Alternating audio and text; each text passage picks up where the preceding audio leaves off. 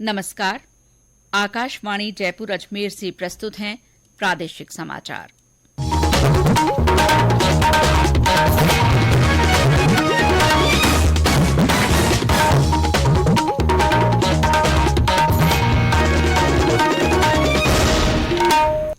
मुख्य समाचार। जोधपुर में G20 रोजगार कार्य समूह की बैठक शुरू। पहले दिन वैश्विक कौशल के विभिन्न पहलुओं पर समूह चर्चा आयोजित की गई।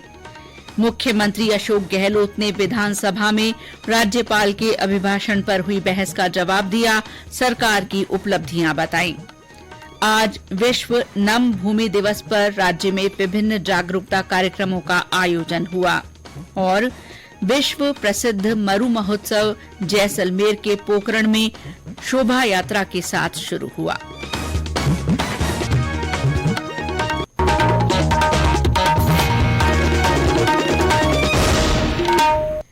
समाचारों के साथ मैं शीला चावला और अब समाचार विस्तार से।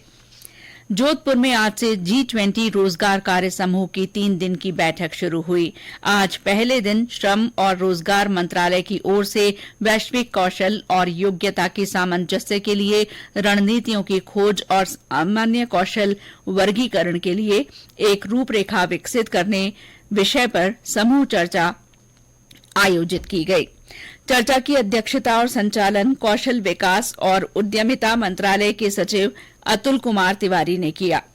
पैनल में संबंधित क्षेत्र के प्रमुख विशेषज्ञों ने भी अपने विचार रखे। इनमें G20 देशों और अतिथि देशों के प्रतिनिधि शामिल हैं। समूह चर्चा के बाद कौशल विकास और रोजगार मंत्रालय के सचिव अतुल तिवारी ने संवाददाता सम्मेलन में बताया कि G20 समूह में विकसित और विकासशील दोनों देश हैं। कौशल और कामगारों को लेकर पूरी दुनिया में एक फ्रेमवर्क बनाना चाहिए ताकि कौशल कामगारों की मांग और आपूर्ति में एकरूपता लाई जा सके। साथ ही कामगारों के लिए बेहतर माहौल का निर्माण करना और उनके लिए सामाजिक सुरक्षा के बारे में कोई ठोस काम करना समय की मांग है। हमारे संवाददाता ने बताया कि अगले 2 दिनों में बैठक में वैश्विक कौशल के साथ सामाजिक सुरक्षा के मुद्दे पर भी चर्चा होगी। इस बैठक में कल 2 विषयों पर चर्चा होगी। पहला विषय है वैश्विक कौशल अंतराल का समाधान करना, जिसमें विभिन्न देशों में कौशल की मांग और आपूर्ति पर विमर्श होगा। गिग और प्लेटफॉर्म वर्कर्स को सामाजिक सुरक्षा मुहैया कराने के मुद्दे पर भी बातचीत होनी है। बैठक में अंतिम दिन शनिवार को सामाजिक सुरक्षा और सतत वित्त पोषण के मुद्दे पर विचार विमर्श होगा। आज शाम को उम्मेद भवन पैलेस में अतिथियों के लिए सांस्कृतिक संध्या आयोजित की गई है। जितेंद्र द्विवेदी, आकाशवाणी समाचार, जोधपुर। केंद्रीय जल शक्ति मंत्री गजेंद्र सिंह शेखावत भी G20 बैठक में शिरकत करेंगे। उन्होंने जोधपुर पहुंचने पर कहा कि बैठक का जोधपुर में होना प्रदेश के लिए सौभाग्य की बात है। मुख्यमंत्री अशोक गहलोत ने कहा है कि प्रदेश जीडीपी के मामले में देश में दूसरे स्थान पर आ गया है। श्री गहलोत ने आज विधानसभा में राज्यपाल के अभिभाषण पर हुई बहस के जवाब में कहा कि राज्य में जीडीपी 11% से ज्यादा हो गई है। उन्होंने कहा कि राज्य सरकार ने पिछले 4 साल में 98% बजट घोषणाओं की स्वीकृति जारी कर दी है। मुख्यमंत्री ने कहा कि प्रदेश सरकार ने कोरोना के बाद भी बेहतरीन काम किया है। श्री गहलोत ने कहा कि पेपर लीक प्रकरण के आरोपियों को सरकार ने जेल भेजा है और ऐसे लोगों की संपत्तियों पर शिकंजा भी कसा है। इससे पहले अभिभाषण पर बहस में भाग लेते हुए नेता प्रतिपक्ष गुलाब चंद कटारिया ने कहा कि सरकार ने अपने जन घोषणा से लोगों के साथ छलावा किया है। सरकार ने किसानों की कर्ज माफी का झूठा वादा किया। अब तक केवल सहकारी बैंकों से किसानों का कर्जा माफ हुआ है। वहीं राष्ट्रीयकृत बैंकों का 4 साल निकलने के बाद भी कर्ज माफ नहीं हुआ है। केंद्रीय नागर विमानन मंत्री ज्योतिरादित्य सिंधिया ने आज वर्चुअल माध्यम से जयपुर जोधपुर के बीच नई फ्लाइट का शुभारंभ किया। इस अवसर पर श्री सिंधिया ने कहा कि वैश्विक स्तर पर भारत नागरिक उड्डयन के क्षेत्र में तीसरा सबसे बड़ा बाजार है। उन्होंने कहा कि अंतर्राष्ट्रीय और घरेलू फ्लाइट ट्रैफिक के मामले में भारत 7वें स्थान पर है। गोल्डन क्वाड्रिलेटरल दिल्ली, जयपुर और आगरा के रूप में विश्व में स्थापित हो चुका है। गोल्डन ट्रायंगल के रूप में आज उसी को बल देते हुए एक कदम बढ़ाते हुए राजस्थान के दोनों प्रमुख शहरों जयपुर और जोधपुर दोनों को जुड़ाने का कार्य प्रधानमंत्री जी के नेतृत्व में नागर विमान विभाग एवं इंडिगो के द्वारा आज ये ऐतिहासिक कदम उठाया जा रहा है। राज्यपाल कलराज मिश्र ने जनजाति क्षेत्र के लोगों के जीवन स्तर में सुधार के लिए सभी संबंधित विभागों से मिलकर काम करने को कहा है। राज्यपाल आज जयपुर में अनुसूचित क्षेत्र विकास योजनाओं और कार्यों की प्रगति की समीक्षा बैठक को संबोधित कर रहे थे। उन्होंने कहा कि जनजातीय क्षेत्रों के लोगों को गरीबी और अभावों से मुक्त कर उन्हें समाज की मुख्यधारा से जोड़ने के लिए संकल्प के साथ काम करने की जरूरत है। ये समाचार आकाशवाणी जयपुर अजमेर से प्रसारित किए जा रहे हैं।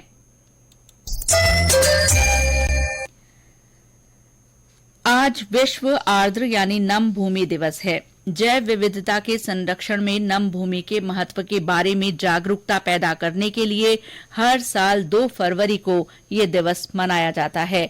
सबसे पहले ईरान के रामसर में वेटलैंड कन्वेंशन अपनाया गया था, इसीलिए विभिन्न देशों में नमी वाले क्षेत्रों को रामसर स्थल कहा जाता है।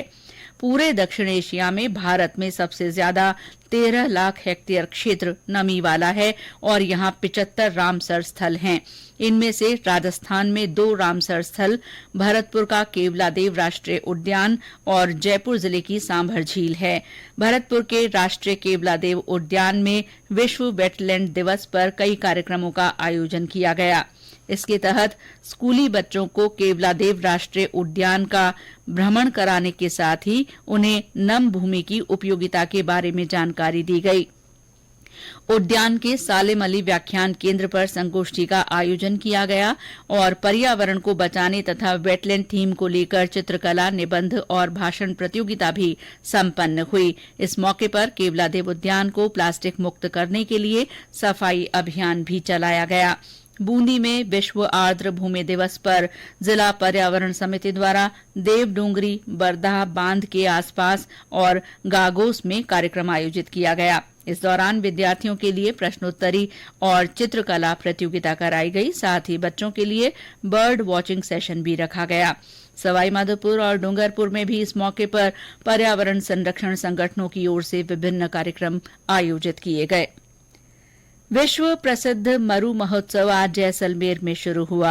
महोत्सव का शुभारंभ पोकरण में शोभा यात्रा से हुआ।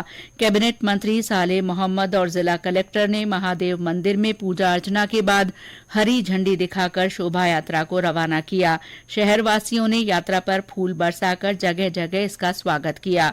मरु महोत्सव के लिए पोकरण और जिले के विभिन्न पर्यटन स्थलों पर रोशनी की गई है। महोत्सव के दौरान 5 फरवरी तक देशी विदेशी पर्यटकों के लिए विभिन्न प्रतियोगिताएं होंगी। हाड़ौती अंचल का प्रसिद्ध पर्यटन और सांस्कृतिक पर्व कोटा महोत्सव कल से शुरू हो रहा है। 3 दिन के इस महोत्सव में विभिन्न आयोजन होंगे। हमारे संवाददाता ने बताया कि इस बार ये महोत्सव बड़े स्तर पर आयोजित किया जा रहा है। कोटा महोत्सव के तहत कल से 5 फरवरी तक विविध रंगी आयोजन होंगे। का भव्य उद्घाटन शुक्रवार को महाराव उम्मेद सिंह स्टेडियम में होगा। इस अवसर पर साफा बांधो प्रतियोगिता, flower show, food festival, heritage walk, dog show, Kota Doria, sari fashion show जैसे विशेष आकर्षण भी होंगे। शहरवासियों के साथ पर्यटक चंबल और किशोर सागर में होने वाली एडवेंचरस एक्टिविटी के साथ चंबल आरती और आतिशबाजी का भी आनंद उठाएंगे। आशीष मेहता, आकाशवाणी समाचार, कोटा। आकाशवाणी समाचार जयपुर ने अपने श्रोताओं में मोटा अनाज के प्रति जागरूकता के लिए संदेश श्रृंखला शुरू की है। इसमें श्रोता संदेश भेजकर बता सकते हैं कि वे अपने भोजन में मोटा अनाज किस तरह काम में लेते हैं। आज का संदेश हमें जोधपुर के श्रोता ने भेजा है। मैं शंकरलाल गोयल जोधपुर से। साथियों, मोटा अनाज अर्थात बाजरा, ज्वार, मक्का इत्यादि हमें हमारे दैनिक जीवन में बाजरे का उपयोग किसी न किसी रूप में अवश्य करना चाहिए। बाजरे को भिगोकर एवं दरदरा कूटकर उससे खींच बनाया जाता है, जो कि प्रोटीन व सभी पोषक तत्वों से भरपूर होता है। बाजरे की रोटी को देसी घी एवं गुड़ के साथ खाने से दिन भर स्फूर्त रहती है। मारवाड़ में बाजरे की रोटी के साथ कड़ी और दूध दही के साथ मिलाकर भोजन किया जाता है। राज्य स्तरीय दिव्यांग एथलेटिक्स प्रतियोगिता आज से अलवर में शुरू हुई। Para sports association of Rajasthan की ओर से आयोजित इस प्रतियोगिता का उद्घाटन अलवर के जिला प्रमुख बलबीर सिंह छिल्लर ने किया। प्रतियोगिता में करीब 900 पैरा एथलीट भाग ले रहे हैं। और अंत में मुख्य समाचार एक बार फिर। जोधपुर में G20 रोजगार कार्य समूह की बैठक शुरू हुई। पहले दिन वैश्विक कौशल के विभिन्न पहलुओं पर समूह चर्चा आयोजित की गई। मुख्यमंत्री अशोक गहलोत ने विधानसभा में राज्यपाल के अभिभाषण पर हुई बहस का जवाब दिया। श्री गहलोत ने राज्य सरकार की उपलब्धियां बताईं। आज विश्व नम भूमि दिवस पर राज्य में विभिन्न जागरूकता कार्यक्रमों का आयोजन हुआ। और विश्व प्रसिद्ध मरु महोत्सव जैसलमेर के पोकरण में शोभा यात्रा के साथ शुरू हुआ। इसके साथ ही प्रादेशिक समाचार बुलेटिन समाप्त हुआ। नमस्कार।